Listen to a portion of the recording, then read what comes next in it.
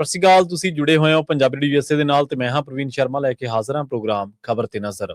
ਖਬਰ ਤੇ ਨਜ਼ਰ ਪ੍ਰੋਗਰਾਮ ਦੇ ਵਿੱਚ ਕਈ ਅਹਿਮ ਤੇ ਕਈ ਖਾਸ ਖਬਰਾਂ ਨੂੰ ਲੈ ਕੇ ਚਰਚਾ ਕਰਨ ਦੇ ਲਈ ਜੁੜ ਚੁੱਕੇ ਨੇ ਪੰਜਾਬ ਤੋਂ ਸੀਨੀਅਰ ਪੱਤਰਕਾਰ, ਉੱਘੇ ਲੇਖਕ ਅਤੇ ਸਰਗਰਮ ਸਮਾਜਿਕ ਕਾਰਕੁਨ ਦੀਪਕ ਸ਼ਰਮਾ ਚਨਾਰਥਲ ਜੀ। ਸ਼ਰਮਾ ਜੀ, ਸਤਿ ਸ਼੍ਰੀ ਅਕਾਲ। ਸਵਾਗਤ ਹੈ ਜੀ ਪੰਜਾਬੀ ਰੇਡੀਓ USA ਤੇ ਜੀ। ਸਤਿ ਸ਼੍ਰੀ ਅਕਾਲ ਪ੍ਰਵੀਨ ਜੀ, ਸਾਰੇ ਦਰਸ਼ਕਾਂ ਨੂੰ, ਸਰੋਤਿਆਂ ਨੂੰ ਪਿਆਰ ਭਰੀ ਸਤਿ ਸ਼੍ਰੀ ਅਕਾਲ। ਸਤਿ ਸ਼੍ਰੀ ਅਕਾਲ ਜੀ। ਪ੍ਰੋਗਰਾਮ ਦੇ ਵਿੱਚ ਅੱਗੇ ਵਧਣ ਤੋਂ ਪਹਿਲਾਂ ਧੰਨਵਾਦ ਕਰਦੇ ਚੱਲੇ ਸਪਾਂਸਰਸ ਦਾ, ਜਿਹੜੇ ਜ਼ਰੀਆ ਬਣਦੇ ਨੇ ਇਹਨਾਂ ਪ੍ਰੋਗਰਾਮਾਂ ਨੂੰ ਤੁਹਾਡੇ ਤੱਕ ਪਹੁੰਚਾਉਣ ਦੇ ਲਈ। ਖਾਲਸਾ ਇੰਸ਼ੋਰੈਂਸ ਏਜੰਸੀ ਵਾਲੇ, ਜਿਨ੍ਹਾਂ ਤੋਂ ਤੁਸੀਂ ਹਰ ਤਰੀਕੇ ਦੀ ਇੰਸ਼ੋਰੈਂਸ ਲੈ ਸਕਦੇ ਹੋ। ਇੰਸ਼ੋਰੈਂਸ ਬਾਰੇ ਪਤਾ ਕਰਨ ਲਈ ਇਹਨਾਂ ਦਾ ਨੰਬਰ ਹੈ 408-272-2500। ਇਹ 1992 ਤੋਂ ਲਗਾਤਾਰ ਇੰਸ਼ੋਰੈਂਸ ਬਿਜ਼ਨਸ ਦੇ ਵਿੱਚ ਸ਼ਾਨਦਾਰ ਸੇਵਾਵਾਂ ਦੇ ਰਹੇ ਨੇ ਤੇ ਅਮਰੀਕਾ ਭਰ ਦੇ ਵਿੱਚ ਇੰਸ਼ੋਰੈਂਸ ਕਰਦੇ ਨੇ। ਓਬਾਮਾ ਕੇਅਰ, ਮੈਡੀਕੇਅਰ ਜਾਂ ਫਿਰ ਕਵਰਡ ਕੈਲੀਫੋਰਨੀਆ ਬਾਬਤ ਪਾਲਿਸੀ ਕਰਵਾਉਣ ਦੇ ਲਈ, ਸਲਾਹ ਲੈਣ ਦੇ ਲਈ ਅੱਜ ਹੀ ਕਾਲ ਕਰੋ 408-272-2500 ਤੇ। ਟਰਕੀਅਨ ਇਮੀਗ੍ਰੇਸ਼ਨ ਲਾ ਫਰਮ ਵਾਲੇ, ਜੇ ਟਰਕੀਅਨ ਟੋਨੀ ਟਰਕੀਅਨ ਦੇ ਨਾਲ ਤੁਸੀਂ US ਇਮੀਗ੍ਰੇਸ਼ਨ ਬਾਬਤ ਕੋਈ ਵੀ ਸਲਾਹ ਕਰਨੀ ਹੈ, ਕੋਈ ਵੀ ਸਵਾਲ ਪੁੱਛਣਾ ਤੇ ਇਹਨਾਂ ਦਾ ਨੰਬਰ ਹੈ 4159090503। Gurdeep Singh Birdi Clovis, Mandeep Singh San Jose, Onkar Singh Fresno, Gurnam Singh Antelope, Jarnail Singh Seattle, Mandeep Dhillon Yuba City ਤੇ ਲਾਲੀ ਸਿੰਘ ਗਰੇਵਾਲ ਫਰੀਮਾਉਂਟ ਤੋਂ। ਇਹਨਾਂ ਸਾਰੇ ਹੀ ਸਪਾਂਸਰਸ ਦਾ ਬਹੁਤ-ਬਹੁਤ ਧੰਨਵਾਦ। ਤੇ ਜੇਕਰ ਤੁਸੀਂ ਵੀ ਪੰਜਾਬੀ ਰੇਡੀਓ USA ਦੇ ਇਹਨਾਂ ਪ੍ਰੋਗਰਾਮਾਂ ਨੂੰ ਸਪਾਂਸਰ ਕਰਨਾ ਚਾਹੁੰਦੇ ਹੋ ਤਾਂ ਸਟੂਡੀਓ ਦਾ ਨੰਬਰ ਹੈ 408-272-5200। ਅੱਜ ਦਾ ਇਹ ਖਬਰ ਤੇ ਨਜ਼ਰ ਪ੍ਰੋਗਰਾਮ ਸਾਲ 2026 ਦੀ 13 ਮਾਰਚ ਦਾ ਪ੍ਰੋਗਰਾਮ ਹੈ ਤੇ ਦਿਨ ਅੱਜ ਸ਼ੁੱਕਰਵਾਰ ਹੈ। ਸ਼ਰਮਾ ਜੀ, ਖਬਰਾਂ ਦੀ ਸ਼ੁਰੂਆਤ ਕਰੀਏ ਈਰਾਨ ਦੇ ਨਾਲ ਜੁੜੀ ਇੱਕ ਵੱਡੀ ਖਬਰ ਤੋਂ, ਖਾਸ ਖਬਰ ਤੋਂ। ਈਰਾਨ ਨੇ ਭਾਰਤੀ ਬੇੜਿਆਂ ਨੂੰ ਜਿਹੜਾ ਰਸਤਾ ਦੇਣਾ ਤੈਅ ਕੀਤਾ ਜੀ, ਇਹਦੇ ਪਿੱਛੇ ਕਾਰਨ ਕੀ ਹੋ ਸਕਦਾ? ਪ੍ਰਵੀਨ ਜੀ, ਖਬਰ ਭਾਰਤ ਦੇ ਹਵਾਲੇ ਨਾਲ ਬੜੀ ਤਸੱਲੀ ਬਖਸ਼ ਹੈ। ਜੀ। ਅਸਲ ਦੇ ਵਿੱਚ ਜਿਸ ਤਰ੍ਹਾਂ ਦੀ ਸਥਿਤੀ ਪਿਛਲੇ 13-14 ਦਿਨਾਂ ਤੋਂ ਬਣੀ ਹੋਈ ਸੀ, ਉਸ ਨੇ ਭਾਰਤ ਦੇ ਵਿੱਚ ਜੋ ਹਾਹਾਕਾਰ ਮਚਾਈ ਹੈ ਔਰ ਸਾਡੀ ਸਰਕਾਰ ਦੀ ਨਲਾਇਕੀ ਦਾ ਜਿਸ ਤਰ੍ਹਾਂ ਪ੍ਰਗਟਾਵਾ ਕੀਤਾ, ਮਤਲਬ ਭਾਰਤ ਸਰਕਾਰ ਇਸ ਹਾਲਾਤ ਦੀ ਸਾਹਮਣੇ ਹੋ ਕੇ ਜ਼ਿੰਮੇਵਾਰੀ ਲੈਣ ਲਈ ਵੀ ਤਿਆਰ ਨਹੀਂ। ਭਾਰਤ ਸਰਕਾਰ ਇਸ ਮਸਲੇ ਨਾਲ ਨਜਿੱਠਦੀ ਵੀ ਕਿਤੇ ਨਜ਼ਰ ਨਹੀਂ ਆਉਂਦੀ। ਨਾ, ਬਿਲਕੁਲ। ਉਹ ਇਸ ਮਸਲਿਆਂ ਨੂੰ ਲੈ ਕੇ ਕਿਤੇ ਸੰਸਦ ਤੋਂ ਲੈ ਕੇ ਸੜਕ ਤੱਕ ਗੰਭੀਰਤਾ ਨਾਲ ਗੱਲ ਕਰਦੀ ਵੀ ਨਜ਼ਰ ਨਹੀਂ ਆਉਂਦੀ। ਸੋ ਉਸ ਸਥਿਤੀ 'ਚ ਫਸੇ ਸੀ, ਪਰ 14ਵੇਂ ਦਿਨ ਜਾ ਕੇ ਆਸ ਦੀਆਂ ਕਿਰਨਾਂ ਕੁਝ ਦਿਖਣ ਲੱਗੀਆਂ। ਉਹਦੇ ਵਿੱਚੋਂ ਕਾਫੀ ਤਰ੍ਹਾਂ ਦੇ ਪਹਿਲੂ ਨੇ। ਇੱਕ ਪਹਿਲੂ ਇਹ ਵੀ ਹੈ ਕਿ ਅਮਰੀਕਾ ਦੇ ਹਵਾਲੇ ਨਾਲ ਕਿਹਾ ਗਿਆ ਜੀ ਕਿ ਜਿਹੜਾ ਵੀ ਮੁਲਕ ਹੁਣ ਰੂਸ ਤੋਂ ਤੇਲ ਲੈਣਾ ਚਾਹੁੰਦਾ ਸੀ, ਦੇ ਦਿੰਦੇ ਆ ਜੀ ਮਨਜ਼ੂਰੀ। ਇਹਦਾ ਮਤਲਬ ਕਿ ਅਮਰੀਕਾ ਨੂੰ ਇਹ ਲੱਗ ਰਿਹਾ ਕਿ ਇਸ ਮੌਕੇ ਦੁਨੀਆ ਭਰ ਦੇ ਵਿੱਚ ਜੋ ਮੁਸ਼ਕਲ ਖੜੀ ਹੋ ਰਹੀ ਹੈ ਉਹਦੇ ਲਈ ਵਿਲਨ ਮੈਂ ਬਣ ਰਿਹਾ। ਸਹੀ ਹੈ ਕਿ ਹੁਣ ਉਹ ਇਹ ਸਮਝ ਆਉਣ ਲੱਗੀ ਹੈ ਕਿ ਕਿਤੇ ਇਹ ਨਾ ਹੋਵੇ ਸਾਰੇ ਮੇਰੇ ਖਿਲਾਫ ਹੋ ਜਾਣੇ, ਇਸ ਲਈ ਕੋਈ ਹੋਰ ਰਸਤਾ ਮੈਂ ਖਿਲਾ ਦਿਆਂ। ਉਧਰੋਂ ਜਿਸ ਤਰ੍ਹਾਂ ਈਰਾਨ ਦੇ ਰਾਜਦੂਤ ਜਿਹੜੇ ਭਾਰਤ 'ਚ ਨੇ, ਉਹਨਾਂ ਨੇ ਇਹ ਸੰਕੇਤ ਦਿੱਤਾ ਕਿ ਭਾਰਤ ਸਾਡਾ ਦੋਸਤ ਹੈ। ਇਹ ਸ਼ਬਦ ਕਿੱਥੋਂ ਆਏ? ਕਿ ਈਰਾਨ ਦੇ ਰਾਸ਼ਟਰਪਤੀ ਨਾਲ ਭਾਰਤ ਦੇ ਪ੍ਰਧਾਨ ਮੰਤਰੀ ਦੀ ਹੋਈ ਗੱਲਬਾਤ ਦੇ ਵਿੱਚ ਕੋਈ ਅਫਸੋਸ ਪ੍ਰਗਟਾਇਆ ਗਿਆ, ਕੋਈ ਪਿਛਲੇ ਦਿਨਾਂ ਦੇ ਵਿੱਚ ਜਿਹੜਾ ਪਾੜਾ ਵਧਿਆ ਉਹਨੂੰ ਲੈ ਕੇ ਕੋਈ ਚਿੰਤਾ ਜਤਾਈ ਗਈ। ਚਲੋ ਜਨਤਕ ਨਾ ਸਹੀ, ਕੋਈ ਅੰਦਰ ਬੈਠ ਕੇ ਕੁਛ ਕਬੂਲਿਆ ਗਿਆ ਕਿ ਕਿੱਥੇ ਸਾਤੋਂ ਕੁਤਾਹੀ ਹੋ ਗਈ। ਸਹੀ। ਕੀ ਹੋਇਆ ਜੀ? ਉਸ ਤੋਂ ਬਾਅਦ ਇਹ ਸਥਿਤੀ ਬਣੀ। ਬੇਸ਼ੱਕ ਅਮਰੀਕਾ ਲਗਾਤਾਰ ਦਮ ਭਰ ਰਿਹਾ, ਟਰੰਪ ਲਗਾਤਾਰ ਦਮ ਭਰ ਰਹੇ ਨੇ ਕਿ ਜੀ ਅਸੀਂ ਤਾਂ ਗੋਡਿਆਂ ਭਾਰ ਲਿਆਂਦਾ ਜੀ, ਬਸ ਹੁਣ ਤਾਂ ਨਿਬੜਨ ਵਾਲਾ ਜੀ ਕੰਮ, ਈਰਾਨ ਤਾਂ ਜੀ ਹੁਣ ਖਤਮ ਹੋ ਗਿਆ ਜੀ, ਅਸੀਂ ਜਿਹੜੇ ਨਿਸ਼ਾਨੇ। ਪਰ ਉਹ ਪਲ ਪਲ ਖਬਰ ਬਦਲਦਾ, ਕਦੇ ਕਹਿੰਦਾ ਜੰਗ ਖਤਮ ਕਰ ਰਹੇ, ਕਦੇ ਕਹਿੰਦਾ ਵੱਡੇ ਹਮਲੇ ਕਰਾਂਗੇ। ਸਹੀ ਗੱਲ। ਕਦੇ ਕਹਿੰਦਾ ਬਸ ਹੋ ਗਿਆ ਖਤਮ, ਜਿਹੜਾ ਨਿਸ਼ਾਨਾ ਟੁੰਬਣਾ ਸੀ ਟੁੰਬ ਲਿਆ। ਪਰ ਸਭ ਨੂੰ ਪਤਾ ਹੈ ਕਿ ਆਰਥਿਕ ਸਥਿਤੀ ਦੇ ਉੱਤੇ ਅਸਰ, ਆਪਾਂ ਪਹਿਲਾਂ ਵੀ ਗੱਲ ਕੀਤੀ ਹੈ ਕਿ ਇਜ਼ਰਾਈਲ ਤੇ ਤਾਂ ਪੈ ਹੀ ਗਿਆ ਤੇ ਅਮਰੀਕਾ ਤੇ ਵੀ ਪੈਣਾ ਹੀ ਹੈ। ਤੇ ਕੱਲ ਜਿਵੇਂ ਕਰੂ ਮੈਂਬਰ ਤੱਕ ਉਹ ਮਾਰੇ ਗਏ, ਕ੍ਰੈਸ਼ ਹੋਇਆ, ਉਹ ਸਾਰਾ ਕੁਝ ਸਭ ਨੂੰ ਪਤਾ ਜੀ। ਸੈਨਿਕ ਤੱਕ ਗਏ। ਸੋ ਅਮਰੀਕਾ ਦੇ ਇਸ ਲਈ ਉਧਰ ਵੀ ਲਗਾਤਾਰ ਈਰਾਨ ਦੇ ਵੀ ਬਹੁਤ ਨੁਕਸਾਨ ਹੋ ਰਿਹਾ। ਸੋ ਇਹ ਸਾਰੀ ਪ੍ਰਕਿਰਿਆ ਚੋਂ ਕੀ ਹੁਣ ਇਹ ਲੱਗ ਰਿਹਾ ਕਿ ਜਿਹੜੇ ਨਾਲ ਹੈਗੇ ਨੇ ਉਹਨਾਂ ਨੂੰ ਨਾਲ ਰੱਖਿਆ ਜਾਵੇ। ਈਰਾਨ ਨੇ ਇਸ ਲਈ ਇਹ ਕਵਾਇਦ ਵੱਲ ਹੱਥ ਵਧਾਇਆ ਕਿ ਜਿੰਨਾ ਕੁ ਰਸਤਾ ਹੈਗਾ ਉਹਨਾਂ ਨੂੰ ਤਾਂ ਬਰਕਰਾਰ ਰੱਖੀਏ। ਸੋ ਉਹਦੇ ਵਿੱਚੋਂ ਪਹਿਲ ਕਦਮੀ ਹੈ। ਜਾਂ ਪੰਜਾਬੀ ਇੱਕ ਜਹਾਜ਼ ਦੇ ਕਪਤਾਨ ਨੇ ਜਿਵੇਂ ਜੀ ਆਪਣੀ ਸੂਝ-ਬੂਝ ਤੇ ਹਿੰਮਤ ਨਾਲ ਇੱਕ ਤੇਲ ਦਾ ਟੈਂਕਰ ਉੱਥੋਂ ਕੱਢ ਕੇ ਲਿਆਂਦਾ, ਤੇਲ ਦਾ ਬੇੜਾ ਜਿਵੇਂ ਉੱਥੋਂ ਕੱਢ ਕੇ ਲਿਆਂਦਾ ਹੈ ਨਾ, ਕਿ ਉਹਨੂੰ ਰਡਾਰ ਤੋਂ ਹਟਾ ਕੇ, ਉਹਨੂੰ GPS ਤੋਂ ਹਟਾ ਕੇ, ਉਹ ਪੁਰਾਣੀ ਤਕਨੀਕ ਹੈ ਕਿ ਚੰਨ ਸੂਰਜ ਦੇ ਹਿਸਾਬ ਨਾਲ, ਤਾਰਿਆਂ ਦੇ ਹਿਸਾਬ ਨਾਲ ਅੰਦਾਜ਼ਾ ਲਾ ਕੇ ਉਸ ਏਰੀਏ ਚੋਂ ਕੱਢ ਕੇ ਜਦੋਂ ਭਾਰਤ ਪਹੁੰਚੇ ਤਾਂ ਇਹਦੀ ਖਬਰ ਖੂਬ ਚੱਲੀ। ਤੇ ਉਸ ਤੋਂ ਬਾਅਦ ਕੀ ਈਰਾਨ ਨੂੰ ਇਹ ਵੀ ਲੱਗਾ ਕਿ ਠੀਕ ਹੈ, ਜੇ ਇੰਜ ਹੋ ਸਕਦਾ ਤਾਂ ਅਸੀਂ ਕਿਉਂ ਇਹ ਬਦਨਾਮੀ ਕਰਾਉਣੀ, ਆਪਾਂ ਘੱਟੋ ਘੱਟ ਭਾਰਤੀਆਂ ਨੂੰ ਤਾਂ ਰਸਤਾ ਦੇਈਏ। ਸਹੀ। ਉਹਦੇ ਵਿੱਚੋਂ ਜਾਣਕਾਰੀ ਅੱਜ ਸਾਡੇ ਕੋਲ ਇਹ ਹੈ ਕਿ ਅੱਜ ਸਾਡੇ 3 ਤੋਂ 4 ਸ਼ਾਇਦ ਉੱਥੋਂ ਤੇਲ ਦੇ, ਖਾਸ ਕਰਕੇ ਗੈਸ ਦੇ ਬੇੜੇ ਕੱਢੇ ਜਾ ਸਕਦੇ ਆ। ਚਲੋ ਰਾਹਤ ਹੈ, ਦਰਜਨਾਂ ਦੇ ਹਿਸਾਬ ਨਾਲ ਬੇੜੇ ਖੜੇ ਆ ਤੇ ਉਹਨਾਂ ਵਿੱਚੋਂ ਮਤਲਬ ਇਹ ਵੀ ਸੰਭਾਵਨਾ ਬਣੀ ਹੈ ਜੀ। ਕੁਝ ਸੋਸ਼ਲ ਮੀਡੀਆ ਤੇ ਇਸ ਪਹਿਲੂਆਂ ਨੂੰ ਖੰਡਨ ਦੀ ਵੀ ਖਬਰ ਆ ਰਹੀ ਸੀ ਕਿ ਨਹੀਂ ਜੀ, ਈਰਾਨ ਨੇ ਤਾਂ ਅਜਿਹਾ ਕੁਝ ਨਹੀਂ ਕਿਹਾ, ਹੈ ਨਾ। ਇਹ ਪਹਿਲੂ ਵੀ ਕੁਝ ਉੱਭਰ ਰਹੇ ਸੀ, ਪਰ ਜੋ ਸਾਡੀਆਂ ਅਧਿਕਾਰਤ ਨਿਊਜ਼ ਏਜੰਸੀਆਂ ਨੇ, ਮੈਂ ਉਹਨਾਂ ਦੇ ਹਵਾਲੇ ਨਾਲ ਗੱਲ ਕਰ ਰਿਹਾ ਕਿ ਉਹਨਾਂ ਦੇ ਹਵਾਲੇ ਨਾਲ ਭਾਰਤੀ ਰਾਜਦੂਤ ਦੇ, ਈਰਾਨ ਦੇ ਜਿਹੜੇ ਭਾਰਤੀ ਰਾਜਦੂਤ ਨੇ ਭਾਰਤ ਦੇ ਵਿੱਚ, ਉਹਨਾਂ ਨੇ ਜਦੋਂ ਇਹ ਦਮ ਭਰਿਆ ਕਿ ਹਾਂ ਸਾਡਾ ਦੋਸਤ ਹੈ ਭਾਰਤ ਤੇ ਅਸੀਂ ਆਪਸ ਵਿੱਚ ਮਿਲ ਕੇ ਚੱਲਾਂਗੇ, ਤੇ ਉਸ ਤੋਂ ਬਾਅਦ ਇਹ ਸੰਕੇਤ ਆਉਣ ਲੱਗੇ ਨੇ ਕਿ ਸ਼ਾਇਦ ਰਾਹ ਖੁੱਲ ਜਾਵੇ ਜੀ। ਔਰ ਇਹ ਜ਼ਰੂਰੀ ਹੈ ਕਿਉਂਕਿ ਉਸ ਰਸਤੇ ਰਾਹੀਂ ਲਗਭਗ 20 ਤੋਂ 25% ਤੇਲ ਦੀ ਆਮਦ ਆ ਤੇ ਗੈਸ ਕਾਫੀ ਵੱਡੀ ਤਾਦਾਦ 'ਚ ਹੈ ਜੀ। ਤੇ ਇਸੇ ਲਈ ਅਸੀਂ ਗੈਸ ਦਾ ਪ੍ਰਭਾਵ ਦੇਖ ਰਹੇ ਹਾਂ ਤੇ ਉਹ ਬਹੁਤ ਜਿਸ ਕਦਰ ਪਿਆ, ਤੇ ਉਮੀਦ ਕਰਦੇ ਹਾਂ ਜੀ ਕਿ ਇਹ ਜੰਗ ਵੀ ਛੇਤੀ ਰੁਕੇ ਤੇ ਇਹ ਰਸਤੇ ਪਰਮਾਨੈਂਟ ਖੁੱਲਣ। ਸਹੀ ਗੱਲ ਹੈ ਜੀ, ਰਸਤੇ ਖੁੱਲੇ ਰਹਿਣ, ਜੰਗਾਂ ਰੁਕਦੀਆਂ ਰਹਿਣ ਤੇ ਵਪਾਰ ਚੱਲਦਾ ਰਹੇ, ਇਸੇ 'ਚ ਹੀ ਲੋਕਾਂ ਦੀ ਭਲਾਈ ਹੈ। ਸ਼ਰਮਾ ਜੀ, ਤੇ ਤੁਸੀਂ ਰਸੋਈ ਗੈਸ ਦਾ ਜ਼ਿਕਰ ਕੀਤਾ ਕਿ ਉਹਦੇ ਨਾਲ ਥੋੜੀ ਰਾਹਤ ਮਿਲੂਗੀ ਜਦੋਂ 3-4 ਜਹਾਜ਼ਾਂ ਨੂੰ ਲਾਂਘਾ ਮਿਲੂਗਾ। ਭਾਰਤ ਦੇ ਵਿੱਚ ਇੱਕ ਦਿਨ ਦੇ ਵਿੱਚ 1 ਲੱਖ ਤੋਂ ਵੱਧ ਬਿਜਲੀ ਵਾਲੇ ਚੁੱਲ੍ਹੇ ਵਿਕ ਗਏ ਜੀ। ਪ੍ਰਵੀਨ ਜੀ, ਇਹ ਬਿਜਲੀ ਚੁੱਲ੍ਹੇ ਅਜੇ ਘਰਾਂ ਦੀ ਰਸੋਈ ਦਾ ਉਵੇਂ ਸ਼ਿੰਗਾਰ ਨਹੀਂ ਬਣੇ, ਬੇਸ਼ੱਕ ਦਫ਼ਤਰਾਂ ਦੁਫਤਰਾਂ 'ਚ ਤਾਂ ਇਹ ਕਾਫੀ ਆ ਗਏ ਨੇ ਸਾਡੇ। ਜੀ ਜੀ। ਕਿਉਂਕਿ ਦਫ਼ਤਰਾਂ 'ਚ ਚਾਹ ਬਣਾਉਣੀ ਆ, ਕਿਸੇ ਨੇ ਮਾੜਾ ਜਿਹਾ ਰੋਟੀ ਵਾਲਾ ਡੱਬਾ ਐਂ ਰੱਖ ਕੇ ਗਰਮ ਕਰਨਾ, ਤਾਂ ਉਹ ਤਕਨੀਕ ਜੀ ਵਾਲੇ ਹੁੰਦੇ ਨੇ ਕਿ ਵੱਖਰੇ ਤਰ੍ਹਾਂ ਦੇ ਭਾਂਡੇ ਆ ਜੀ, ਇਹ ਹੋ ਜਾਂਦਾ ਨਾ, ਉਹ ਗਰਮ ਹੋ ਜਾਂਦੇ ਆ। ਚਲੋ ਉਹ ਚੁੱਲ੍ਹੇ, ਪਰ ਹੁਣ ਘਰਾਂ ਦੇ ਵਿੱਚ ਅਚਾਨਕ ਇਹਦੀ ਡਿਮਾਂਡ ਵਧੀ ਜੀ। ਜਦੋਂ ਗੈਸ ਦੀ ਕਿੱਲਤ ਦਾ ਮਸਲਾ ਆਇਆ, ਜਦੋਂ ਗੈਸ ਏਜੰਸੀਆਂ ਤਾਲੇ ਲਾਉਣ ਲੱਗ ਪਈਆਂ, ਜਦੋਂ ਗੈਸ ਏਜੰਸੀਆਂ ਵਾਲੇ ਗੈਸ ਏਜੰਸੀ ਛੱਡ ਕੇ ਭੱਜਣ ਲੱਗ ਪਏ, ਜਦੋਂ ਇਹ ਕਿਹਾ ਜਾਣ ਲੱਗਿਆ ਕਿ 30 ਦਿਨਾਂ ਤੋਂ ਪਹਿਲਾਂ ਸਿਲੰਡਰ ਬੁੱਕ ਨਹੀਂ ਹੋਊਗਾ, ਜਦੋਂ ਕਿਲੋਮੀਟਰਾਂ 'ਚ ਲਾਈਨਾਂ ਲੱਗਣ ਲੱਗ ਪਈਆਂ, ਜਦੋਂ ਸਾਡੇ ਮੰਤਰੀ 11 ਦਿਨ ਬਾਅਦ, 13 ਦਿਨ ਬਾਅਦ, 15 ਦਿਨ ਬਾਅਦ, 14 ਦਿਨਾਂ ਬਾਅਦ ਪ੍ਰਧਾਨ ਮੰਤਰੀ ਪਬਲਿਕ 'ਚ ਕਿਤੇ ਕਹਿਣ ਕੋਈ ਕਿੱਲਤ ਨਹੀਂ ਹੈ, ਇਹ ਤਾਂ ਵਿਰੋਧੀ ਤੇ ਕੁਝ ਮੀਡੀਆ ਉਹੀ ਰੌਲਾ ਪਾਉਂਦਾ। ਕਮਾਲ ਆ ਵੀ ਲੈਣਾ ਕਿਉਂ ਲੱਗੀਆਂ ਫਿਰ? ਸਹੀ ਹੈ, ਬਿਲਕੁਲ। ਫਿਰ ਏਜੰਸੀਆਂ ਤੇ ਪੁਲਿਸ ਕਿਉਂ ਲਾਈ ਹੈ? ਫਿਰ ਬਾਹਰ ਫੱਟੇ ਕਿਉਂ ਲਟਕਾਤੇ ਕਿ ਸਾਡੇ ਕੋਲ ਗੈਸ ਖਤਮ ਹੈ? ਤੇ ਇਸਦਾ ਜਵਾਬ ਦੇਣ ਜੀ। ਦਿੱਲੀ ਕਮੇਟੀ ਜਿਹੜੀ ਬੀਜੇਪੀ ਦੇ ਨਾਲ ਚੱਲਦੀ ਆ, ਉਹਨਾਂ ਦੀ ਉਂਗਲ ਫੜ ਕੇ ਤੁਰ ਪਈ ਦਿੱਲੀ ਗੁਰਦੁਆਰਾ ਕਮੇਟੀ, ਉਹ ਕਮੇਟੀ ਚਿੱਠੀਆਂ ਲਿਖ ਰਹੀ ਹੈ ਕਿ ਜੀ ਸਾਨੂੰ ਲੰਗਰ ਲਈ ਗੈਸ ਦੀ ਕਿੱਲਤ ਆ ਗਈ। ਇਹੋ ਜਵਾਬ ਸਹੀ। ਹਾਂ, ਐਸਜੀਪੀਸੀ ਨੇ ਕਿਹਾ ਕਿ ਫਿਲਹਾਲ ਦਿੱਕਤ ਨਹੀਂ ਆ ਜੀ, ਸਾਡੇ ਕੋਲ ਸਪਲਾਈ ਆ ਰਹੀ ਆ, ਕਿਉਂਕਿ ਹਰ ਰੋਜ਼ ਲੱਖ ਤੋਂ ਵੱਧ ਸੰਗਤ ਲੰਗਰ ਛਕਦੀ ਹੈ ਗੁਰੂ ਰਾਮਦਾਸ ਜੀ ਦੇ ਲੰਗਰ ਹਾਲ 'ਚ। ਸਹੀ ਗੱਲ ਹੈ, ਬਿਲਕੁਲ। ਤੇ 24 ਘੰਟੇ ਲੰਗਰ ਚੱਲਦਾ। ਰਾਤ ਨੂੰ 12 ਵਜੇ ਤੋਂ ਬਾਅਦ 1 ਵਜੇ ਦੇ ਕਰੀਬ ਮਤਲਬ ਕਿ ਦੇਗ ਬਣਨੀ ਸ਼ੁਰੂ ਹੋ ਜਾਂਦੀ ਆ, ਔਰ ਜਿਹੜੀ ਦੂਸਰੇ ਦਿਨ ਰਾਤ ਨੂੰ 11-12 ਵਜੇ ਤੱਕ ਇਹ ਪ੍ਰਕਿਰਿਆ ਚੱਲਦੀ ਰਹਿੰਦੀ ਆ। ਤੇ ਉਹ ਜਦ ਨੂੰ ਉਹ ਸਾਰਾ ਸਮੇਟ ਕੇ ਫਿਰ ਅਗਲੇ ਟਾਈਮ ਦੀ ਜਦੋਂ ਛੁੱਟੀ, ਮਤਲਬ ਕੁਝ ਘੰਟਿਆਂ ਨੂੰ ਉਹਨੂੰ ਸੇਜਣ ਲਈ ਹੁੰਦੀ ਹੈ ਕਿ ਰਾਤ ਨੂੰ 9 ਵਜੇ ਤੋਂ ਬਾਅਦ ਠੀਕ ਹੈ ਬਣਨੀ ਬੰਦ ਹੋਈ ਤੇ 19 ਤਰੀਕ ਨੂੰ ਸਾਰਾ ਸੰਭਾਲਿਆ ਫਿਰ ਸਾਰਾ ਕੁਝ। ਸੋ ਇਸ ਲਈ 24 ਘੰਟੇ ਲੰਗਰ ਤੇ 24 ਘੰਟਿਆਂ ਦੇ ਵਿੱਚੋਂ 16 ਘੰਟੇ ਦੇਗ ਦੀ ਪ੍ਰਕਿਰਿਆ। ਸੋ ਇਸ ਦੇ ਲਈ ਉੱਥੇ ਤਾਂ ਸਾਰਾ ਕੁਝ ਗੈਸ ਤੇ ਹੈ। ਉਹ ਕਹਿੰਦੇ ਕਿ ਅਜੇ ਫਿਲਹਾਲ ਸਪਲਾਈ ਕੋਈ ਉਹ ਨਹੀਂ ਪਈ ਖੜੋਤ ਜੀ ਜੀ, ਪਰ ਅਸੀਂ ਤਾਂ ਵੀ ਭਾਰਤ ਸਰਕਾਰ ਨੂੰ ਕਹਿੰਦੇ ਆ ਕਿ ਇਹਦੇ ਤੇ ਨਜ਼ਰ ਰੱਖੇ ਜੀ। ਤੇ ਪਰ ਦਿੱਲੀ ਕਮੇਟੀ 'ਚ ਦਿੱਕਤ ਆ ਗਈ ਤਾਂ ਮਤਲਬ ਹੋਰ ਆ ਮਨਸਾ ਦੇਵੀ ਦੇ ਮੰਦਿਰ ਦੇ ਵਿੱਚ ਲੰਗਰ ਹਾਲ ਬੰਦ ਕਰਨੇ ਪੈ ਗਏ। ਤੇ ਫਿਰ ਦੱਸੋ ਇਹਦਾ ਮਤਲਬ ਕਿ ਉੱਥੇ ਗੜਬੜ ਹੈ, ਤਾਂ ਹੀ ਹੈ ਨਾ ਸਥਿਤੀ ਜੀ। ਤੇ ਉਹਦੇ ਵਿੱਚ ਘਰਾਂ ਦੇ ਲੋਕਾਂ ਨੂੰ ਜਿੰਨਾ ਫਿਕਰ ਹੁੰਦਾ, ਉਹ ਫਿਕਰ ਦੇ ਵਿੱਚੋਂ ਫਿਰ ਉਹ ਲੋਕ ਬਿਜਲੀ ਚੁੱਲ੍ਹਿਆਂ ਵੱਲ ਮੁੜੇ ਨੇ। ਤੇ ਮੈਂ ਅੰਕੜੇ ਦੇਖ ਰਿਹਾ ਸੀਗਾ ਪ੍ਰਵੀਨ ਜੀ ਕਿ ਭਾਰਤ ਦੇ ਵਿੱਚ 1 ਮਹੀਨੇ 'ਚ 1.25 ਲੱਖ 1.5 ਲੱਖ ਤੱਕ ਇਹ ਚੁੱਲ੍ਹੇ ਵਿਕਦੇ ਆ।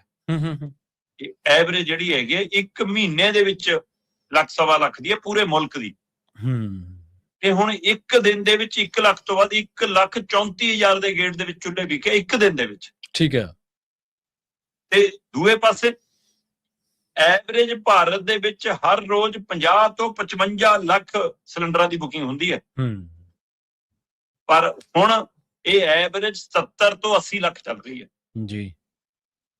ਇਹਦਾ ਮਤਲਬ ਲੋਕਾਂ ਨੂੰ ਡਰ ਪੈ ਗਿਆ ਨਾ। ਅੱਗੇ ਲੋਕ ਆਪਣੀ ਤਨਖਾਹ ਦੇ ਹਿਸਾਬ ਨਾਲ ਸਿਲੰਡਰ ਮੁੱਕਣ ਦੀ ਮਿਆਦ ਦੇ ਹਿਸਾਬ ਨਾਲ ਦੂਆ ਸਿਲੰਡਰ ਭਰਾਉਂਦੇ ਹੋਣੇ। ਬਿਲਕੁਲ ਬਿਲਕੁਲ। ਹੁਣ ਲੋਕਾਂ ਨੂੰ ਤੁਰੰਤ ਹੈ ਕਿ ਆਪਾਂ ਤਾਂ ਵੀ ਭਰਾ ਕੇ ਰੱਖ ਲਓ। ਹੈ ਕਈਆਂ ਨੇ ਆਪਣੇ ਮਤਲਬ ਕਿ ਉਹ ਗੈਸ ਵਾਲੇ ਦੂਏ ਲਾਏ ਵੀ ਨੇ, ਗੀਜ਼ਰ ਗੂਜ਼ਰ ਜੇ, ਹੈਨਾ, ਉਹਨਾਂ ਨੇ ਉਹ ਸਿਲੰਡਰ ਖੋਲ ਕੇ ਵੀ ਇੱਧਰ ਰੱਖ ਲਿਓ, ਕਿ ਇਹ ਵੀ ਭਰਾ ਲਓ। ਚਾਹੇ ਉਹਨਾਂ ਕੋਲ ਕਾਪੀ ਤੇ 1 ਸਿਲੰਡਰ ਹੈ ਕਿ 2 ਸਿਲੰਡਰ ਹੈ, ਵੱਖਰਾ ਸਵਾਲ ਹੈ ਜੀ ਜੀ। ਪਰ ਜਿਨ੍ਹਾਂ ਕੋਲ ਵਾਧੂ ਸਿਲੰਡਰ ਪਏ ਨੇ ਹੁਣ ਉਹ ਵੀ ਭਰਾਉਣੀ, ਇਸ ਲਈ ਅਚਾਨਕ ਇਹ ਵੀ ਆਮਦ। ਤੋਂ ਮੈਂ ਦੇਖ ਰਿਹਾ ਸੀਗਾ ਕਿ ਇਹਦੇ ਵਿੱਚ ਜਿਹੜੀਆਂ ਸਾਡੀਆਂ ਕੰਪਨੀਆਂ ਨੇ, ਜਿਵੇਂ ਪਿਜਨ ਬ੍ਰਾਂਡ ਹੈ ਇੱਕ, ਹੈਨਾ, ਉਹ 30,000 ਤੋਂ ਵੱਧ ਉਹਦਾ ਇੱਕੋ ਦਿਨ ਦੇ ਵਿੱਚ ਗੈਸ ਬਿਜਲੀ ਵਾਲੇ ਚੁੱਲ੍ਹੇ ਵਿਕੇ, ਇੰਡਕਸ਼ਨ ਕਹਿੰਦੇ ਨੇ ਇਹਨਾਂ ਨੂੰ, ਹੈਨਾ। ਫਿਰ ਪ੍ਰੈਸਟੀਜ ਕਾਫੀ ਨਾਮੀ ਚਰਚਾ, ਕੁੱਕਰ ਕਾਕਰ ਇਹਨਾਂ ਦੇ ਕਾਫੀ, ਉਹ ਵੀ 29,878 ਲਗਭਗ 30,000 ਦੇ ਗੇਟ ਚ ਇੱਕ ਦਿਨ ਚ ਹੈ। ਫਿਰ ਫਿਲਿਪਸ ਹੈ 15,000 ਤੋਂ ਵੱਧ, ਫਿਰ ਮਿਲਟਨ ਹੈ 5,000 ਦੇ ਗੇਟ ਚ, ਫਿਰ ਗਲੈਨ ਹੈ 4,000 ਤੋਂ, ਕੈਡਲੈਕ ਹੈ, ਤੇ ਏਦਾਂ 100 ਦੇ ਕਰੀਬ ਕੰਪਨੀਆਂ ਜਿਹੜੀਆਂ ਇਹ ਸਮਾਨ ਵੇਚਦੀਆਂ ਨੇ, ਇੰਡਕਸ਼ਨ ਚੁੱਲ੍ਹੇ, ਬਿਜਲੀ ਚੁੱਲ੍ਹੇ ਵੇਚਦੀਆਂ ਨੇ। 100 ਦੇ ਵਿੱਚੋਂ 70 ਤੋਂ ਵੱਧ ਕੰਪਨੀਆਂ ਕੋਲ ਸਟਾਕ ਖਤਮ ਹੋ ਗਿਆ, ਕਿਉਂਕਿ ਉਹਨਾਂ ਨੇ ਤਾਂ ਉਸ ਹਿਸਾਬ ਨਾਲ ਵੀ ਰੱਖਿਆ ਹੁੰਦਾ ਨਾ ਕਿ ਇੰਨੀ ਡਿਮਾਂਡ ਆਉਂਦੀ ਹੈ, ਇੰਨੀ ਸਪਲਾਈ ਇੱਕ ਦਿਨ ਜਿੰਨੇ ਬਣਾ ਲਾਂਗੇ ਜੇ ਹੋਰ ਆਊਗੀ, ਤੇ ਉਹ ਸਟਾਕ। ਐਮਾਜ਼ੋਨ ਵਰਗੀਆਂ ਕੰਪਨੀਆਂ ਨੇ ਆਪਣੇ ਆਨਲਾਈਨ ਤੇ ਲਾਉਣਾ ਪੈ ਗਿਆ ਕਿ ਸਾਡੇ ਕੋਲ ਭਾਰਤ 'ਚ ਇਹ ਦੇਣ ਲਈ ਹੁਣ ਚੁੱਲ੍ਹੇ ਨਹੀਂ ਹੈਗੇ। ਉਹ ਠੀਕ ਆ, ਆਉਣ ਵਾਲੇ ਸਮੇਂ 'ਚ ਹੋਰ ਕੰਪਨੀਆਂ ਐਡ ਹੋ ਗਈਆਂ ਜਾਂ ਹੋਰ ਮਾਲ ਐਡ ਹੋ ਗਿਆ, ਫਿਰ ਦੁਬਾਰਾ ਸ਼ੁਰੂ ਹੋ ਜੂਗੀ। ਇੱਕ ਦਿਨ 'ਚ ਲੱਖ ਤੋਂ ਉੱਪਰ ਇਹ ਵਿਕਣਾ, ਇਹਦਾ ਮਤਲਬ ਮੁਲਕ 'ਚ ਆਪਾ ਧਾਪੀ ਹੈ ਤੇ ਸਰਕਾਰ ਲੋਕਾਂ ਨੂੰ ਯਕੀਨ ਨਹੀਂ ਦਿਵਾ ਪਾ ਰਹੀ, ਜਿਹਦੇ ਕਾਰਨ ਲੋਕਾਂ ਨੂੰ ਡਰ ਤੇ ਭੈ ਤੇ ਫਿਕਰ ਪਿਆ ਹੋਇਆ। ਤੇ ਇਸ ਲਈ ਜਦੋਂ ਤੱਕ ਜੰਗ ਨਹੀਂ ਰੁਕਦੀ ਜੀ, ਤਦ ਤੱਕ ਜੇ ਜੰਗ ਤੁਰੰਤ ਅੱਜ ਵੀ ਰੁਕ ਜਾਵੇ ਤਾਂ ਵੀ ਇਹਦਾ ਪ੍ਰਭਾਵ ਆਉਂਦੇ ਕਈ ਦਿਨਾਂ ਤੱਕ ਬਣਿਆ ਰਹਿਣਾ। ਜੀ ਬਿਲਕੁਲ। ਨਾਲੇ ਕੰਪਨੀਆਂ ਨੇ ਤਾਂ ਉਹ ਮੈਨੂਫੈਕਚਰਿੰਗ ਉਸ ਹਿਸਾਬ ਨਾਲ ਹੀ ਕਰਨੀ ਹੈ ਜਿਹੜੇ ਹਿਸਾਬ ਨਾਲ ਮੰਗ ਆ। ਹੁਣ ਇਹ ਥੋੜਾ ਪਤਾ ਕਿ ਮੋਦੀ ਵਰਗੇ ਨੇ ਗੈਸ ਦਾ ਇੰਤਜ਼ਾਮ ਨਹੀਂ ਕਰਨਾ। ਵੈਸੇ ਵੀ ਕੰਪਨੀਆਂ ਨੇ ਕੋਈ ਮਤਲਬ ਲੰਗਰ ਥੋੜਾ ਲਾਉਣਾ ਹੈ। ਸਹੀ ਗੱਲ, ਉਹ ਤਾਂ ਵਪਾਰੀ ਨੇ। ਸਹੀ ਹੈ। ਮੈਂ ਕਹਿੰਦਾ ਮਾਲ ਹੋਵੇ ਵੀ ਤਾਂ ਵੀ ਉਹਨਾਂ ਨੂੰ ਪਤਾ ਹੁੰਦਾ ਕਿ ਇਸ ਸਮੇਂ ਮਹਿੰਗਾ ਵਿਕੂਗਾ, ਰੋਕ ਕੇ ਦਿਖਾਓ। ਗੱਡੀਆਂ ਖੜੀਆਂ ਹੁੰਦੀਆਂ ਨੇ, ਤਿਆਰ ਹੁੰਦੀਆਂ, ਪਰ ਤਾਂ ਵੀ ਦਿਖਾਉਣਾ ਇਹ ਹੁੰਦਾ ਕਿ ਨਹੀਂ ਜੀ ਬਲੈਕ ਹੈ ਜੀ, 6 ਮਹੀਨੇ ਬਾਅਦ ਮਿਲੂ। ਸਹੀ ਗੱਲ। ਬੰਦਾ ਕਹਿੰਦਾ ਅੱਜੇ ਲੈਣੀ ਆ, ਉੱਪਰ ਦੇ ਦਿੰਦੇ ਆ। ਸੋ ਇਹ ਤਾਂ ਮੌਕੇ ਦੀ ਤਲਾਸ਼ 'ਚ ਨੇ, ਮੰਗ ਹੋਣੀ। ਇਹ ਕੋਈ ਸਿੱਖ ਸੰਸਥਾ SGPC ਹੈ ਨਾ, ਜਾਂ ਕੋਈ ਕਮੇਟੀ ਨਹੀਂ ਹੈ, ਧਾਰਮਿਕ ਸੰਸਥਾ ਨਹੀਂ ਹੈ ਜਿਹਨੇ ਕਹਿਣਾ ਕਿ ਹਾਂ ਅਸੀਂ ਹੁਣ ਇਸ ਸਮੇਂ ਲੰਗਰ ਲਾਉਣੇ ਆ। ਇਹ ਤਾਂ ਕਮਾਈ ਦੇ ਲਈ ਨੇ, ਇਹ ਤਾਂ ਧੰਦਾ ਕਰਦੇ ਨੇ, ਇਹਨਾਂ ਨੂੰ ਤਾਂ ਮੌਕੇ ਦੀ ਤਲਾਸ਼ ਰਹਿੰਦੀ ਹੈ, ਕਰੋਨਾ ਆਵੇ ਤੇ ਚਾਹੇ ਜੰਗ ਆਵੇ। ਸਹੀ ਗੱਲ, ਬਿਲਕੁਲ ਜੀ। ਅਗਲੀ ਗੱਲ ਕਰੀਏ ਆਪਾਂ ਮਾਨ ਸਰਕਾਰ ਦੀ, ਇਹਨਾਂ ਦਾ ਜਿਹੜਾ ਨਿਵੇਸ਼ ਸਮੇਲਨ ਹੈ ਜੀ, ਉਹ ਨਿਵੇਸ਼ ਸਮੇਲਨ ਹੈ ਜਾਂ ਜੁਗਾੜ ਸਮੇਲਨ ਹੈ ਜੀ? ਪਹਿਲਾਂ ਤਾਂ ਸਵਾਲ ਇਹ ਹੈ ਪ੍ਰਵੀਨ ਜੀ ਕਿ ਇਸ ਸਮੇਂ ਮਾਹੌਲ ਹੈ ਇਹ ਜਿਹੇ ਇਵੈਂਟ ਕਰਨ ਦਾ? ਸਹੀ ਹੈ।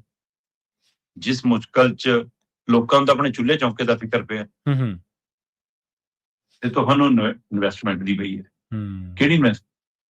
227 ਵਾਲੀ ਕਰਨੀ ਹੈ ਕਿ ਪੰਜਾਬ ਲਈ ਕਰਨੀ ਹੈ? ਜੀ ਜੀ। ਅਸਲ ਦੇ ਵਿੱਚ ਦੋ ਪਹਿਲੂ ਸਮਝਣਯੋਗ ਜੀ। ਚੱਲ ਰਹੇ ਇਸ ਬਜਟ ਸੈਸ਼ਨ ਦੇ ਦਰਮਿਆਨ ਇੱਕ ਵਾਰ ਫੇਰ ਕਮੇਟੀ ਵੱਲੋਂ ਸਿਫਾਰਸ਼ਾਂ ਕੀਤੀਆਂ ਗਈਆਂ ਖੇਤੀ ਨੀਤੀ ਨੂੰ ਲੈ ਕੇ। ਜੀ ਜੀ। ਪਹਿਲਾਂ ਵੀ ਬਾਦਲਾਂ ਦੇ ਟਾਈਮ ਵੀ ਹੋ ਲਿਆ, ਕੈਪਟਨ ਦੇ ਟਾਈਮ ਵੀ ਹੋ ਲਿਆ, ਹੁਣ ਇਹਨਾਂ ਦੇ ਟਾਈਮ ਵੀ ਹੋ ਲਿਆ। ਇਹ ਸਮੇਂ-ਸਮੇਂ ਕਮੇਟੀਆਂ ਬਣਦੀਆਂ, ਕਮੇਟੀਆਂ ਇਨਕੁਆਇਰੀ ਕਰਦੀਆਂ, ਆਪਣੀ ਰਿਪੋਰਟ ਤਿਆਰ ਕਰਦੀਆਂ, ਸਰਕਾਰਾਂ ਦੇ ਮੇਜ਼ ਤੇ ਰੱਖ ਦਿੰਦੀਆਂ, ਵਿਧਾਨ ਸਭਾ 'ਚ ਆ ਜਾਂਦੀਆਂ। ਪਰ ਪੰਜਾਬ ਦੇ ਹਾਣ ਦੀ, ਪੰਜਾਬ ਦੀ ਖੇਤੀ ਦੇ ਹਾਣ ਦੀ ਖੇਤੀ ਨੀਤੀ ਨਹੀਂ ਬਣੀ। ਜੀ ਸਹੀ। ਤੇ ਜੇ ਤੁਸੀਂ ਸੱਚਮੁੱਚ ਇਨਵੈਸਟਮੈਂਟ ਸੰਮੇਲਨ ਕਰਾਉਣਾ ਤਾਂ ਉਹਦੇ ਲਈ ਤੁਹਾਡੇ ਕੋਲ ਖੇਤੀ ਨੀਤੀ ਦਾ ਹੋਣਾ ਬਹੁਤ ਜ਼ਰੂਰੀ ਹੈ। ਨਹੀਂ ਤਾਂ ਫਿਰ ਲਿਆਓ ਲੈਂਡ ਪੂਲਿੰਗ ਤੇ ਫਿਰ ਵਿਰੋਧ ਹੋਊਗਾ। ਫੈਕਟਰੀ ਤੁਹਾਡੀ ਹਵਾ 'ਚ ਤਾਂ ਲਟਕਣੀ ਨਹੀਂ। ਫੈਕਟਰੀ ਤੁਸੀਂ ਦਰਖਤ ਦੇ ਉੱਤੇ ਆਲਣਾ ਬਣਾ ਕੇ ਤਾਂ ਟੰਗ ਨਹੀਂ ਦੇਣੀ ਕਿ ਹਾਂ ਅਸੀਂ ਲੱਕੜ ਦਾ ਆਲਣਾ ਟੰਗਤਾ ਜੀ, ਸ਼ਾਇਦ ਚਿੜੀਆਂ ਇਹ 'ਚ ਆ ਕੇ ਰਹਿ ਲੈਣਗੀਆਂ। ਫੈਕਟਰੀ ਤਾਂ ਕਿਤੇ ਜ਼ਮੀਨ ਤੇ ਲੱਗੂਗੀ ਨਾ। ਸਹੀ ਹੈ। ਤੇ ਉਹਦੇ ਲਈ ਜ਼ਮੀਨ ਕਿਹਦੀ ਲੈਣੀ ਹੈ? ਕਿਸਾਨ ਦੀ। ਤੇ ਕਿਸਾਨ ਨੂੰ ਯਕੀਨ ਕਿੱਥੋਂ ਦਿਵਾਓਗੇ ਕਿ ਹਾਂ ਕਿ ਤੇਰਾ ਰੁਜ਼ਗਾਰ ਨਹੀਂ ਖੁੱਸੂਗਾ? ਉਹਦੇ ਕੋਲ ਤਾਂ ਜ਼ਮੀਨ ਹੁੰਦਿਆਂ ਵੀ ਲਾਲੇ ਪਏ ਹੋਏ ਨੇ ਅੱਜ ਦੀ ਤਰੀਕ 'ਚ, ਤੁਸੀਂ ਉਹਦਾ ਮੁੱਲ ਨਹੀਂ ਮੋੜਦੇ ਉਹਦੀ ਮਿਹਨਤ ਦਾ। ਸਹੀ ਗੱਲ ਹੈ, ਬਿਲਕੁਲ। ਤੇ ਤੁਸੀਂ ਉਸ ਜਿਹਦੇ ਧੁਰੇ ਤੇ ਪੰਜਾਬ ਖੜਾ ਹੈ, ਤੁਹਾਡੀ ਖੇਤੀ ਨੀਤੀ ਤੇ ਤੁਹਾਡੀ ਇੰਡਸਟਰੀ ਨੀਤੀ ਦੋਵਾਂ ਦੀ ਆਪਸ ਦੇ ਵਿੱਚ ਕਿਤੇ ਵੀ ਮੈਚਿੰਗ ਨਹੀਂ ਹੈ, ਕਿਤੇ ਵੀ ਤਾਲਮੇਲ ਨਹੀਂ ਹੈ ਜੀ। ਇਸ ਲਈ ਜਿਹੜਾ ਇਹ ਨਿਵੇਸ਼ ਸੰਮੇਲਨ ਹੈ ਇਹ ਖੇਤੀ ਨੀਤੀ ਤੋਂ ਬਾਅਦ ਹੋਣਾ ਚਾਹੀਦਾ ਸੀ, ਤਾਂ ਕਿ ਲੋਕਾਂ ਨੂੰ ਪਤਾ ਹੋਵੇ ਕਿ ਜੇ ਜ਼ਮੀਨ ਜਾਊਗੀ ਤਾਂ ਉਹਦੀ ਵਰਤੋਂ ਕਿਸ ਕੰਮ ਲਈ ਹੋਊਗੀ, ਉਹ ਸਾਡੇ ਲਈ ਕੈਂਸਰ ਨਹੀਂ ਲੈ ਕੇ ਆਊ, ਸਾਡੇ ਲਈ ਕਾਲਾ ਪੀਲੀਆ ਨਹੀਂ ਲੈ ਕੇ ਆਊ, ਸਾਡੇ ਲਈ ਡਾਈ ਇੰਡਸਟਰੀ ਨਾਲ ਕੋਈ ਨਵੇਂ ਰੋਗ ਨਹੀਂ ਲੈ ਕੇ ਆਊ। ਇਹ ਤਸੱਲੀ ਵੀ ਦੇਣੀ ਹੈ। ਤੇ ਦੂਸਰੇ ਪਾਸੇ ਜੇ ਇਸੇ ਨੁਕਤੇ ਤੇ ਜਾਣਾ ਜੀ, ਇਹ ਤਾਂ ਸਧਾਰਨ ਘਰਾਂ ਤੋਂ ਆਏ ਸੀ, ਤਾਂ ਖੇਤੀ ਕਰਦੇ ਆਏ ਸੀ। ਮੁੱਖ ਮੰਤਰੀ ਸਾਹਿਬ ਤਾਂ ਵਾਰ-ਵਾਰ ਸੁਣਾਉਂਦੇ ਨੇ। ਫਿਰ ਤੁਸੀਂ ਖੇਤੀ ਆਧਾਰਿਤ ਇੰਡਸਟਰੀ ਲੈ ਕੇ ਕਿਉਂ ਨਹੀਂ ਆ ਰਹੇ ਅਜੇ ਤੱਕ ਪੰਜਾਬ 'ਚ? ਬਿਲਕੁਲ ਬਿਲਕੁਲ। ਤੁਸੀਂ ਤਾਂ ਜਿੱਦਣ ਆਏ ਆਉਂਦੇ ਹੀ ਉਦੋਂ ਮੱਥੇ ਬਾੜੇ ਲਾਉਣਾ ਚਾਹੁੰਦੇ ਸੀ ਡਾਈ ਇੰਡਸਟਰੀ। ਲੜੇ, ਖੈਬੜੇ, ਬੈਸੇ, ਮੀਟਿੰਗ ਵੀ ਕੀਤੀ, ਮੈਂ ਵੀ ਮੀਟਿੰਗ ਸ਼ਾਮਲ ਸੀ। ਹਾਂਜੀ। ਤੇ ਫਿਰ ਮੈਂ ਰੱਦ ਕਰ ਦੇਣਾ ਜੀ, ਮੈਂ ਕਰ ਦੇਣਾ। ਉੱਥੋਂ ਰੱਦ ਕਰਾਈ ਨਹੀਂ ਤੇ ਸਾਡੇ ਆਲੇ ਇਲਾਕੇ 'ਚ ਗੱਡਾਂ ਨੂੰ ਫਿਰਦੇ ਸੀ ਮੰਝ ਫਤਿਹਗੜ੍ਹ ਸਾਹਿਬ 'ਚ। ਮੈਂ ਕਿਹਾ ਨਹੀਂ ਲੱਗਣ ਦਿੰਦੇ। ਸੋ ਇਸ ਲਈ ਮਤਲਬ ਕਿ ਤੁਹਾਡੇ ਕੋਲ ਪੰਜਾਬ ਦੇ, ਜੇ ਸੱਚਮੁੱਚ ਤੁਸੀਂ ਉਦਯੋਗ ਦੇ ਵੀ ਪੱਖੀ ਹੋ, ਮੈਂ ਕਹਿੰਦਾ ਸਹੀ ਹੈ, ਤਾਂ ਦੇ ਦਿਓ ਜਵਾਬ, ਜਲੰਧਰ ਦੀ ਖਿਡਨ ਇੰਡਸਟਰੀ ਕਿਉਂ ਮਰ ਗਈ? ਦੇ ਦਿਓ ਜਵਾਬ, ਲੁਧਿਆਣੇ ਦੇ ਵਿੱਚ ਕਿਉਂ ਨਹੀਂ ਰਹਿਣੇ ਚਾਹੁੰਦੇ ਸਾਡੇ ਵਪਾਰੀ? ਦਿਓ ਜਵਾਬ, ਗੋਬਿੰਦਗੜ੍ਹ ਕਿਵੇਂ ਉੱਜੜ ਗਿਆ? ਗੀਤਾਂ 'ਚ ਰਹਿ ਗਿਆ ਕਿ ਹਾਂ ਰੋਪੜ ਦੇ ਤਾਲੇ ਹੈ ਨਾ, ਉਹ ਕਿੱਥੇ ਗਏ ਰੋਪੜ ਦੇ ਤਾਲੇ? ਜੀ ਸਹੀ ਹੈ। ਹਰ ਸ਼ਹਿਰ ਨਗਰ ਕਿਸੇ ਨਾ ਕਿਸੇ ਚੀਜ਼ ਲਈ ਖਾਸ ਸੀ, ਸਾਡਾ ਮਸ਼ਹੂਰ ਸੀ। ਸਹੀ ਗੱਲ। ਤੁਸੀਂ ਉਹਨੂੰ ਕਿੰਨਾ ਕੁ ਸਾਂਭਿਆ? ਤੁਸੀਂ ਇਹਨਾਂ ਨੂੰ ਸਾਂਭ ਨਹੀਂ ਰਹੇ ਜਿਹੜੇ ਤੁਹਾਡੇ ਪੰਜਾਬ 'ਚ ਤੁਹਾਡੇ ਵੋਟਰ ਵੀ ਨੇ, ਤੁਹਾਡੇ ਸਪੋਰਟਰ ਵੀ ਨੇ। ਤੇ ਤੁਸੀਂ ਆਓ ਮੈਂ ਚੱਲਿਆ ਜੀ ਬਾਹਰਲੇ ਮੁਲਕ ਨੂੰ, ਮੈਂ ਉੱਥੋਂ ਲਿਆ ਰਿਹਾ ਜੀ, ਮੈਂ ਇੱਥੋਂ ਲਿਆ ਰਿਹਾ ਜੀ, ਮੈਂ ਆਹ ਬਿਠਾ ਦੇ ਜੀ, ਮੈਂ ਇਹ ਨਿਵੇਸ਼ ਸਮੇਲਨ ਨਹੀਂ, ਇਹ ਜੁਗਾੜ ਸਮੇਲਨ ਹੈ ਤੁਹਾਡਾ ਜਨਾਬ। ਜੀ, ਮੁੱਖ ਮੰਤਰੀ ਸਾਹਿਬ ਸਟੇਜ ਤੇ ਦੱਸ ਰਹੇ ਸੀ ਸਾਡਾ ਤਾਂ ਜੁਗਾੜ ਚੱਲਦਾ ਜੀ। ਜੁਗਾੜ ਨਾਲ ਸਾਰਾ ਕੁਝ ਸੈੱਟ ਹੋ ਜਾਂਦਾ ਜੀ, ਐਂ ਜੀ। ਤੇ ਠੀਕ ਹੈ, ਫਿਰ ਜੁਗਾੜ ਨਾਲ ਮੁੱਖ ਮੰਤਰੀ ਵੀ ਬਣ ਜਾਂਦੇ ਨੇ ਬੰਦੇ। ਸਹੀ ਗੱਲ, ਬਿਲਕੁਲ। ਵਿਜ਼ਨ ਹੋਵੇ ਚਾਹੇ ਨਾ ਹੋਵੇ। ਤੇ ਦਿਓ ਜਵਾਬ ਕਿ ਤੁਹਾਨੂੰ ਜੁਗਾੜ ਨਾਲ ਬੋਲਣ ਨੂੰ ਮੌਕਾ ਦਿੱਤਾ। ਤੇ ਮੁੱਖ ਮੰਤਰੀ ਦੱਸ ਰਿਹਾ ਸੀ ਇੰਡਸਟਰੀਲਿਸਟਾਂ ਨੂੰ ਕਿ ਚੀਨ ਦਾ ਮਾਲ ਆਪਾਂ ਕਿਵੇਂ ਰੋਕਣਾ, ਚੀਨ 'ਚ ਆਪਣਾ ਮਾਲ ਕਿਵੇਂ ਵੇਚਣਾ, ਪੰਜਾਬ ਸਰਕਾਰ ਤੁਹਾਨੂੰ ਕੀ ਦਊਗੀ। ਕੇਜਰੀਵਾਲ ਦੱਸੋ ਜੀ ਕੀ ਲੱਗਦਾ ਪੰਜਾਬ ਸਰਕਾਰ ਦਾ? ਜੀ, ਉਹ ਇਸ ਸਰਕਾਰੀ ਸੰਮੇਲਨ ਦੇ ਵਿੱਚ ਸਰਕਾਰ ਬਣ ਕੇ ਕਿਵੇਂ ਸੰਬੋਧਨ ਕਰ ਰਿਹਾ ਸੀ? ਜੋ ਗਰੰਟੀਆਂ ਮੁੱਖ ਮੰਤਰੀ ਨੇ ਦੇਣੀਆਂ, ਪ੍ਰਸ਼ਾਸਨ ਨੇ ਦੇਣੀਆਂ, ਵਿਭਾਗਾਂ ਨੇ ਦੇਣੀਆਂ, ਉਹ ਕਿਹੜੇ ਮੂੰਹ ਨਾਲ ਦੇ ਰਿਹਾ ਸੀ? ਉਹ ਕੌਣ ਹੈ? ਉਹ ਕਿਵੇਂ ਕਹਿ ਰਿਹਾ ਸੀ ਅਸੀਂ ਤੁਹਾਨੂੰ ਇਹ ਉਪਲਬਧ ਕਰਾਵਾਂਗੇ ਪੰਜਾਬ 'ਚ ਜੀ, ਅਸੀਂ ਤੁਹਾਡੀ GST ਮਾਫ ਕਰ ਦਿਆਂਗੇ ਜੀ, ਅਸੀਂ ਤੁਹਾਨੂੰ ਸਟੈਂਪ ਡਿਊਟੀ ਮਾਫ ਕਰ ਦਿਆਂਗੇ। ਕਿਸਾਨਾਂ ਦੇ ਬਿਜਲੀ ਦੇ ਬਿੱਲ ਮਾਫ ਨੇ ਤਾਂ ਉਹਨਾਂ ਤੇ ਵੀ ਚੀਕਾਂ ਮਾਰਦੇ ਹੋ, ਹੈ ਨਾ। ਉਹਨਾਂ ਨੂੰ ਮੁੱਲ ਦੇ ਕੇ ਰਾਜੀ ਨਹੀਂ, ਉਹਨਾਂ ਦੇ ਹਵਾਲੇ ਨਾਲ ਪਿੰਡਾਂ ਦਾ ਪੇਂਡੂ ਵਿਕਾਸ ਫੰਡ ਰੁਕਿਆ, ਉੱਥੋਂ ਤੋਂ ਲਿਆ ਨਹੀਂ ਹੁੰਦਾ। ਚੱਕ ਲੋ, ਫਸਲ ਚੱਕੋ ਨਾ MSP ਤੇ, ਕਿ ਜੇ ਕੇਂਦਰ ਨਹੀਂ ਚੱਕਦਾ ਅਸੀਂ ਚੱਕਦੇ ਹਾਂ ਜੀ। ਜੀ ਸਹੀ ਹੈ। ਤੇ ਇੱਧਰ ਤੁਸੀਂ ਇਹ ਸਾਰਾ ਕੁਝ ਕਿ ਅਸੀਂ ਕਰਨ ਲਈ ਤਿਆਰ ਹੈ ਜੀ। ਇਹ ਕਾਹਦੇ ਲਈ ਦਿੱਤੀਆਂ ਜਾ ਰਹੀਆਂ ਸਹੂਲਤਾਂ? ਕੀ ਪਹਿਲਾਂ ਇਹ ਕਿ ਤੁਸੀਂ ਸਾਨੂੰ ਫੰਡ ਦਿਓ, ਫਿਰ ਅਸੀਂ ਤੁਹਾਨੂੰ ਸਹੂਲਤਾਂ ਦੇਵਾਂਗੇ, ਅਸੀਂ 2027 'ਚ ਫੇਰ ਆਵਾਂਗੇ। ਸੋ ਇਹ ਸਾਰੀ ਜੁਗਾੜ, ਸਾਰੀ ਮੈਂ ਕਹਿੰਦਾ ਕੱਲੀ ਆਮ ਆਦਮੀ ਪਾਰਟੀ ਦੀ ਗੱਲ ਛੱਡ ਦਿਓ ਜੀ, ਹਰ ਧਿਰ ਪੰਜਾਬ ਦੇ ਵਿੱਚ 2027 ਨੂੰ ਟਾਰਗੇਟ ਕਰਕੇ ਚੱਲ ਪਈ ਹੈ। ਪੰਜਾਬ ਦੀ ਮੌਜੂਦਾ ਸਥਿਤੀ ਤੇ ਪੰਜਾਬ ਦੇ ਲਈ ਆ ਤਾਜ਼ਾ ਜੰਗੀ ਬਣੀਆਂ ਸਥਿਤੀਆਂ, ਚੁਣੌਤੀਆਂ, ਇਹਨਾਂ ਲਈ ਕੋਈ ਇਹਨਾਂ ਦੇ ਖਾਣ ਦੀ ਬਾਤ ਨਹੀਂ ਪਾਉਂਦਾ। ਜੀ ਜੀ, ਸਿੱਧਾ ਸਾਰਾ ਟਾਰਗੇਟ ਉਹਨਾਂ ਦਾ ਕੁਰਸੀ 2027 ਦੀ ਹੋ ਗਿਆ ਤੇ ਸਾਰੇ ਉਹਦੇ ਲਈ ਤਰਲੋ ਮੱਛੀ ਆ। ਕੋਈ ਪਲੇਅਰਾਂ ਵਾਲਾ, ਕੋਈ ਸਪੇਅਰਾਂ ਵਾਲਾ, ਕੋਈ ਕਹਿੰਦਾ ਜੀ ਤਿਆਰ ਆ ਮੈਂ ਤਾਂ ਜੇ ਪੰਜਾਬ ਬਚਾਓ, ਸੁਖਵੀਰ ਲਿਆਓ। ਉਹ ਕਹਿੰਦੇ ਪੰਜਾਬ ਅਸੀਂ ਬਚਾਉਣਾ, BJP ਵਾਲੇ ਕਹਿੰਦੇ, ਆਪ ਵਾਲੇ ਕਹਿੰਦੇ ਬੱਚੇ ਹੀ ਸਾਡੇ ਕਰਕੇ ਆ। ਮਤਲਬ ਪੰਜਾਬ ਬਚਿਆ ਕਿੱਥੇ ਪਹਿਲਾਂ ਇਹ ਤਾਂ ਦੇਖ ਲਓ। ਸਹੀ ਆ, ਬਿਲਕੁਲ ਜੀ। ਤੁਸੀਂ ਕੈਂਸਰ ਦਾ ਜ਼ਿਕਰ ਕੀਤਾ ਸ਼ਰਮਾ ਜੀ, ਤੇ ਨਾਲੇ ਤੁਸੀਂ ਕਹਿੰਦੇ ਸੀ ਵੀ ਉਹ ਮੱਤੇਵਾੜਾ ਜੰਗਲ ਦੀ ਜਦੋਂ ਗੱਲ ਕਰ ਰਹੇ ਸੀਗੇ, ਇੱਥੇ ਖੇਤੀ ਦੀ ਪੈਦਾਵਾਰ ਹੈ, ਖੇਤੀ ਪ੍ਰਧਾਨ ਸੂਬਾ, ਉੱਥੇ ਉਹ ਜੀ ਪਾਲਿਸੀ ਲਿਆਓ, ਉਹ ਜਾਂ ਉਦਯੋਗ ਲਿਆਓ, ਉਹ ਜਾਂ ਨਿਵੇਸ਼ ਕਰਾਓ ਇੱਥੇ ਉਦਯੋਗੀ ਖੇਤੀ ਦੇ ਨਾਲ, ਤਾਂ ਜਿਹੜਾ ਖੇਤੀ ਦੇ ਹਾਣ ਦਾ ਹੋਵੇ, ਖੇਤੀ ਦੀ ਮੰਗ ਦੇ ਆਧਾਰਿਤ ਹੋਵੇ, ਫੂਡ ਦਾ ਲਿਆਓ, ਪ੍ਰੋਸੈਸਿੰਗ ਦਾ ਲਿਆਓ। ਹੋਰ ਦਾ ਕਿੰਨੂੰ ਕਿੰਨਾ ਮਸ਼ਹੂਰ ਹੈ, ਪਰ ਪੁੱਛਦਾ ਕੋਈ ਨਹੀਂ, ਰੁਲਦਾ ਫਿਰਦਾ, ਕਿਉਂਕਿ ਪਹਿਲਾਂ 1-2 ਪ੍ਰੋਸੈਸਿੰਗ ਪਲਾਂਟ ਲੱਗੇ, ਉਹ ਫੇਲ ਹੋ ਗਏ, ਹੁਣ ਚੱਲਿਆ ਨੇ, ਉਦੋਂ ਬਾਅਦ ਬਸ ਠੀਕ ਹੈ ਜੀ। ਤੇ ਕੈਂਸਰ ਦਾ ਤੁਸੀਂ ਜ਼ਿਕਰ ਕਰ ਰਹੇ ਸੀਗੇ, ਪੰਜਾਬ ਦੇ ਵਿੱਚ ਕੈਂਸਰ ਹਰ ਰੋਜ਼ 68 ਜਾਨਾਂ, 2 ਘੱਟ 70 ਜਾਨਾਂ ਲੈ ਰਿਹਾ ਜੀ। ਪ੍ਰਵੀਨ ਜੀ, ਇਹ ਬੜੀ ਫਿਕਰਮੰਦੀ ਵਾਲੀ ਸਥਿਤੀ ਆ ਜੀ ਕਿ ਅੰਕੜੇ ਓਵਰਆਲ ਭਾਰਤ ਦੇ ਵਿੱਚ ਵਧੇ ਨੇ, ਉਹਨਾਂ ਚੋਂ ਸਾਡੇ ਹੋਰਾਂ ਦੇ ਸੂਬਿਆਂ ਦੇ ਮੁਕਾਬਲੇ ਤੇਜ਼ੀ ਨਾਲ ਵਧੇ ਨੇ। ਸਹੀ ਗੱਲ।